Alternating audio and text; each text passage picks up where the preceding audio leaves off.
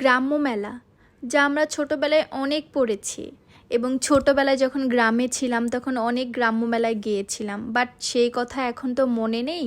বড় হয়ে যখন আমি গ্রামে গেলাম আর তখন দেখলাম গ্রাম্য মেলা, তখন যে কতটা ভালো লাগছিল যা বলার বাহিরে। ওখানে মনে হয় ঈদের চাইতে বেশি গ্রামের মেলাগুলিতে বেশি তারা এক্সাইটেড থাকে, বেশি অনুষ্ঠান হয়, সব কিছু তারা ওখানে একসাথে পায়, অনেক সুন্দর একটা ভাইব তৈরি হয়। তো আজকের আমার ভিডিওটা সেই গ্রাম্য মেলা নিয়ে। তো হ্যালো এভরিওয়ান, আসসালামু আলাইকুম। আমি ফারজানা শিফা আবার আসলাম আপনাদের মাঝে সুন্দর আরেকটা ভিডিও নিয়ে। তো দেখতেই পাচ্ছেন গ্রামের মানুষগুলি যে এত ভালো হয় যে আমরা ওখানে মেলায় গিয়ে এতটা পানির তৃষ্ণা পাচ্ছিল আর ওখানে কোনো পানি কিনতে পারছিলাম না, মানে ওখানে কোনো পানির বোতল ছিল না, সব শেষ হয়ে গিয়েছিল নাকি ওখানে উঠায় নেই আমার অতটা জানা নেই, বাট আমরা পাচ্ছিলাম না। তখন আমাদের এই দোকানদার আঙ্কেলটা আমাদের ওনার নিজের কলে থেকে পানি নিয়ে এসে তারপর আমাদের ঠান্ডা ঠান্ডা পানি খাওয়ালো।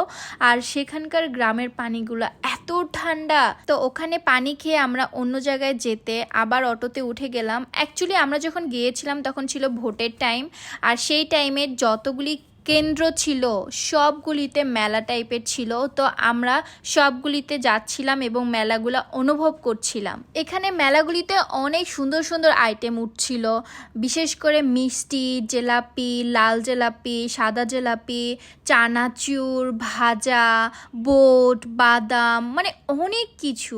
অ্যাকচুয়ালি কিন্তু এগুলো আমরা সচরাচর যারা ঢাকায় বসবাস করি তারা খাই না, বা এরকম রাস্তায় থাকলে আমরা ওটা খাই না। আবার এখানে বাচ্চাদের জন্য অনেক রকম খেলনাও ছিল, অনেক সুন্দর সুন্দর। Baby, what's your name? My name is Sam. What are you doing here? তো দেখতেই পাচ্ছেন আমার সাথে কে ছিল, সামিয়া। আসলে ও এখানে অনেক বেশি মজা করছিল, ওর নাকি এই জায়গাটা অনেক বেশি ভালো লাগতেছিল। ওর কি, আমারই তো অনেক বেশি ভালো লাগছিল গ্রামের এই পরিবেশের সাথে। এত সুন্দর মেলা, যেখানে খাবারের দোকান, খেলনা দোকান, গাছপালা, কত সুন্দর, কত মানুষ।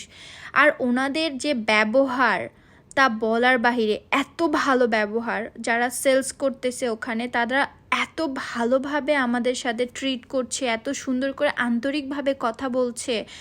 আর এখানকার চানাচুরগুলি অনেক মজা ছিল, যেটা আমি খাচ্ছিলাম এবং সামিয়াকে খাওয়া দিচ্ছিলাম। শুধু চানাচুর না, এখানকার সব কিছু এত টেস্টি ছিল। এই যে চানাচুর মাখাটাও আমরা নিয়ে নিলাম, এইটাও অনেক বেশি মজার ছিল।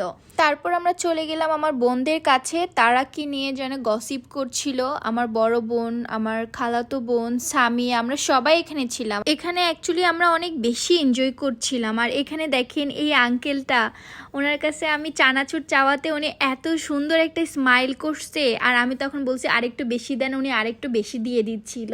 তারপরে আবার দেখেন সামিয়া আবার বলতেছিল আন্টির লবণ নেই, মানে ও একটা লবণ লাভার মেবি।